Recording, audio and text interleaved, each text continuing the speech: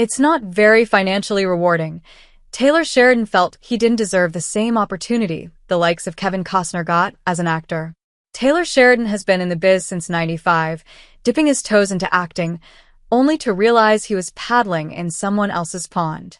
Some of us are born in the spotlight, and some of us build it brick by brick. That's the thought that danced in our heads the first time we heard Taylor Sheridan talk about his journey from the sidelines of Hollywood to the front lines of storytelling. We've always admired people who call a spade, and Sheridan didn't just do that. He tossed the whole deck and rewrote the rules. He'd been in the biz since '95, dipping his toes into acting, only to realize he was paddling in someone else's pond. His roles weren't paying the bills or feeding his creative fire.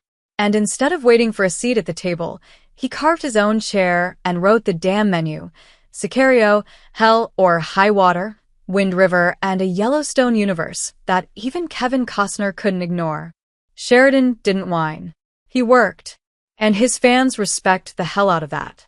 Taylor Sheridan's U-turn after Sons of Anarchy. You know that feeling when you're wearing someone else's shoes and they just don't fit, no matter how many steps you take? That's exactly what Taylor Sheridan was wrestling with when he walked away from his role as Deputy Chief David Hale in Sons of Anarchy.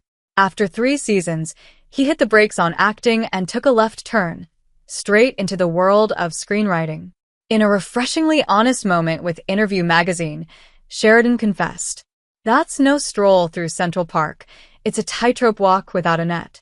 But it paid off. Because once Sheridan picked up the pen, he stopped playing by Hollywood's rules and started writing his own. Literally. What's even more impressive is the lack of bitterness. Sheridan didn't walk away because the industry was unfair or unkind. He walked away because he was honest enough to admit he wasn't climbing the same ladder as the greats and humble enough to say, actors who got the spotlight while Taylor Sheridan lit his own stage. Taylor Sheridan knew he wasn't exactly the big cheese in the acting world. While others were sitting pretty with lead roles and red carpet accolades, he was stuck in the shallow end, swimming with bit parts and background dialogue. He could see the writing on the wall. No matter how hard he hustled, he wasn't going to be handed the golden ticket like other acclaimed actors. To quote him via Interview magazine, when Sheridan mentioned the great actors of the past 15 to 20 years, we didn't need a crystal ball to know who he meant.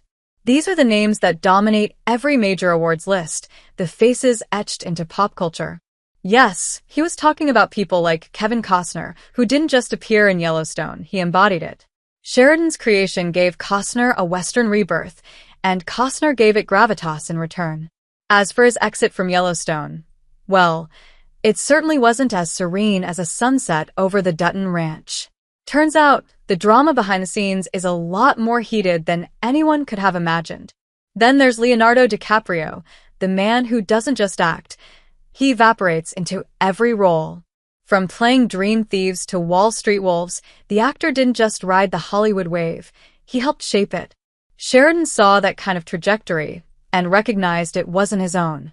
Then, Denzel Washington has long been the kind of actor who can deliver Shakespeare or street justice without missing a beat. What about Tom Hanks? He's the human warm blanket of Hollywood. Sheridan knew these actors weren't just lucky, they were legacy builders. But instead of envying them, Sheridan owned it. He flat out said he didn't deserve those top-shelf roles because, in his eyes, he hadn't earned his stripes. No sour grapes, no finger-pointing. Just an honest reckoning. Ergo, let's call it what it is. Sheridan wasn't cut from the same cloth as those heavyweights, not in front of the camera, at least. But instead of trying to wear a costume that didn't fit, he picked up a tailor's needle and started stitching his own legacy behind the scenes.